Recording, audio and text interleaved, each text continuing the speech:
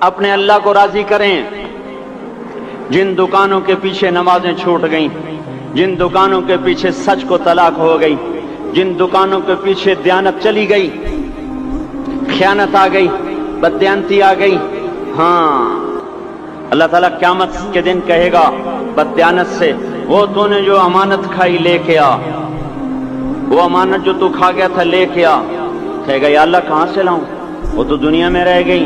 اللہ تعالیٰ فرمائیں گے پڑی ہوئی ہے جہنم میں، پڑی ہے، جا اٹھا کے لا۔ اور وہ جہنم میں کیسے جائے؟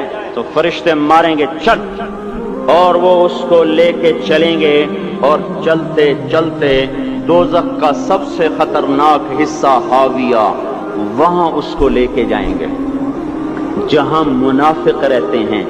بددیانت لوگ حاویے تک چلے جائیں گے ایمان ہونے کے ساتھ بھی، امانت کو کھانے والے لوگ حاویہ میں چلے جائیں گے جو منافقین کی آگ ہے اس میں۔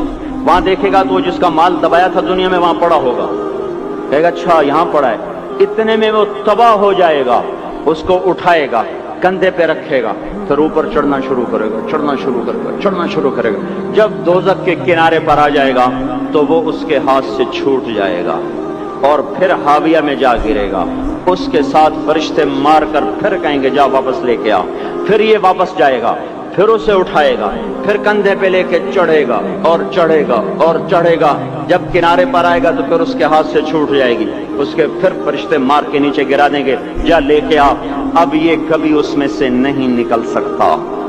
اس کمانے سے توبہ کریں، یہ کمانا جہنم میں لے جائے گا۔